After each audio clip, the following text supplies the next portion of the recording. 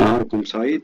أنا محي الدين غريب، مهندس وكاتب عايش في الدنمارك.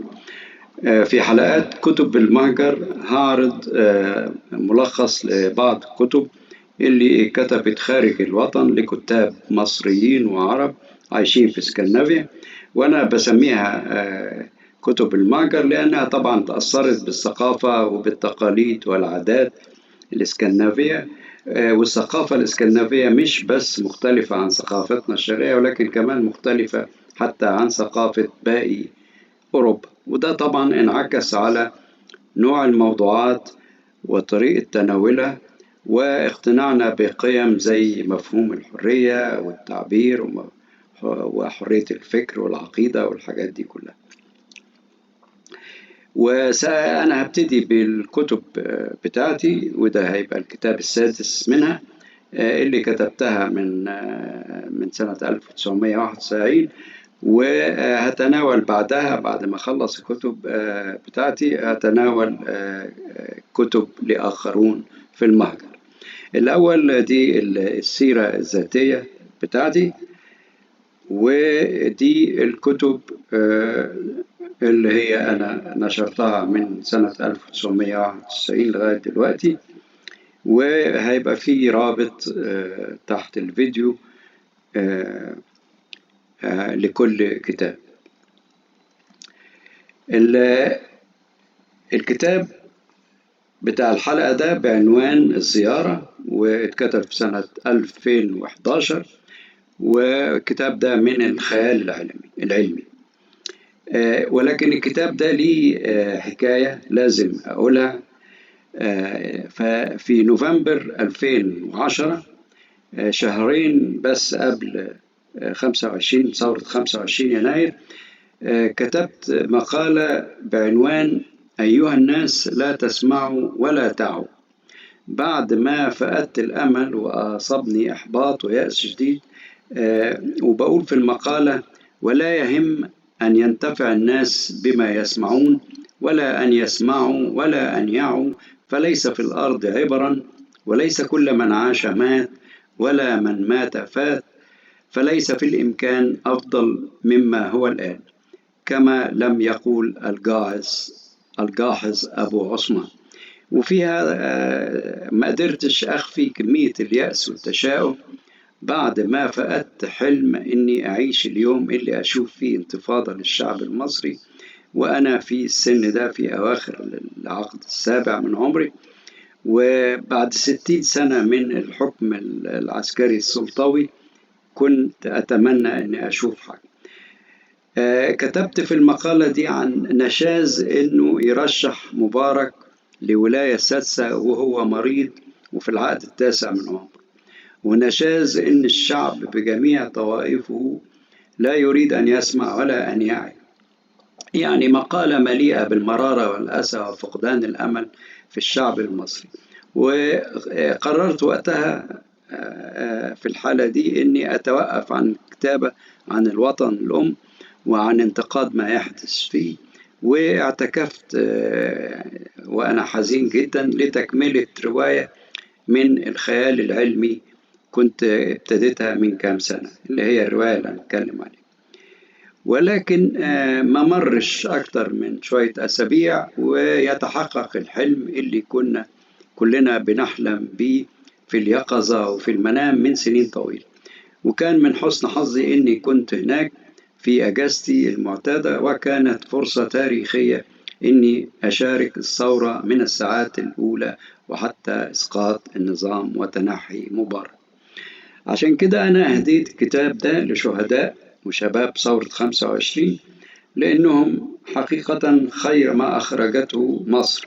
استطاعوا بمساندة معظم فئات الشعب وبالتظاهر السلمي الحضاري وبالإصرار تأكيد إرادة الإنسان، وكسروا حاجز الخوف والقهر والظلم والفساد اللي عانى منه الشعب المصري سنين طويلة.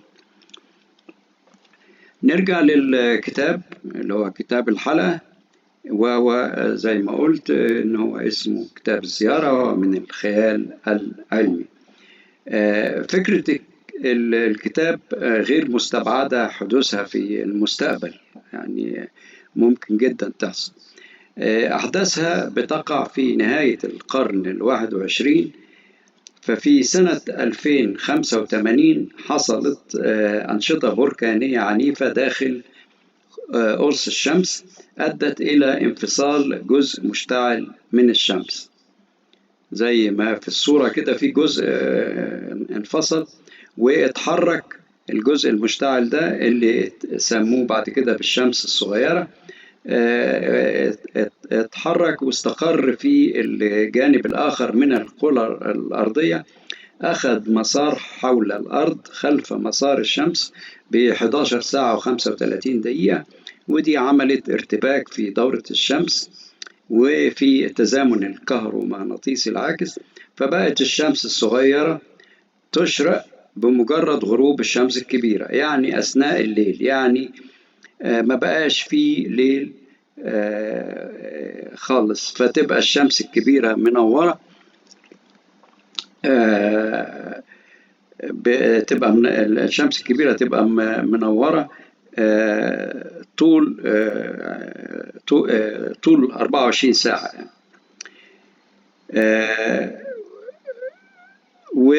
وتبقى نص الكرة في الشمس العادية بتاعتنا، والنص التاني من وراء الشمس الصغيرة. ويعني بقت الأرض 24 ساعة نهار واختفى الليل تمام، وسموا وقت الغروب وقت غروب الشمس الكبيرة وشروق الشمس الصغيرة سموهم وقت الشروق. وزي ما قلت إن هو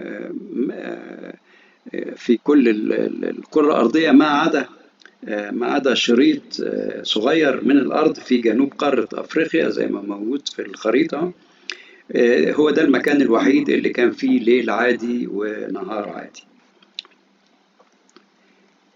وسموا المنطقة سموها منطقة كوسوتو.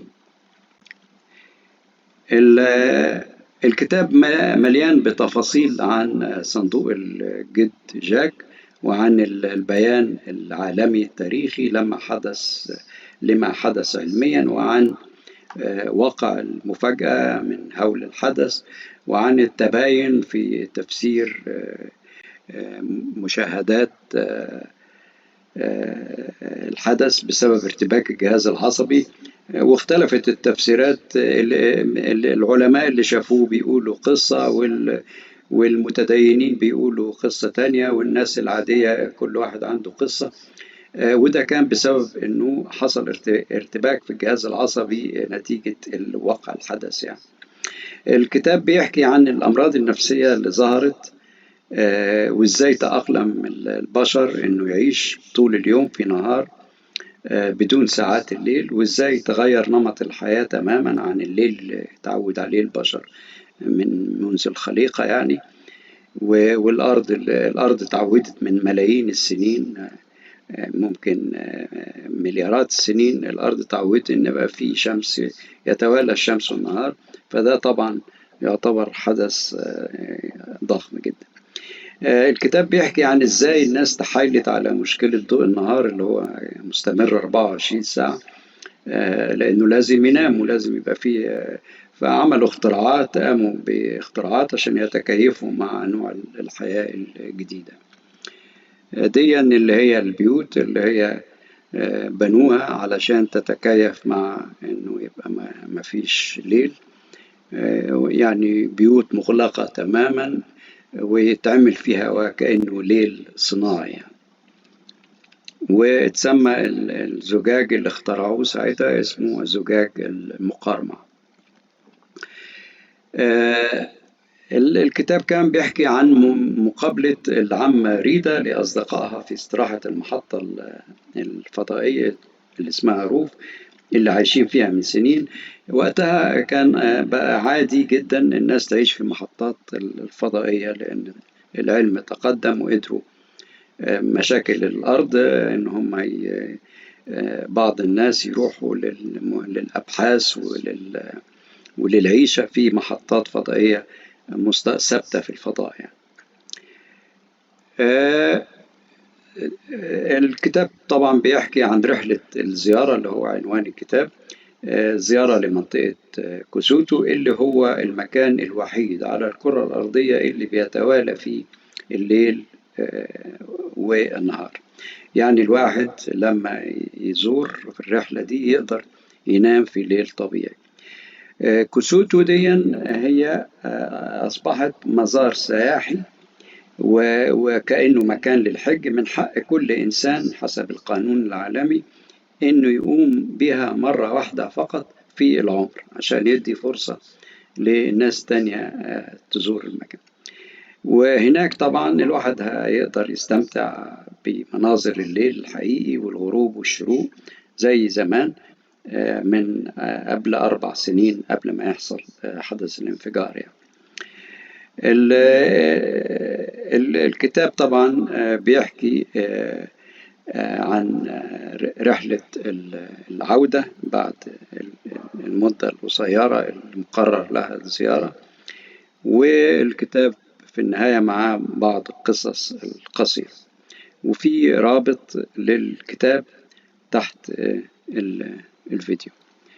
شكرا للمتابعة، وإلى لقاء قادم مع كتاب جديد.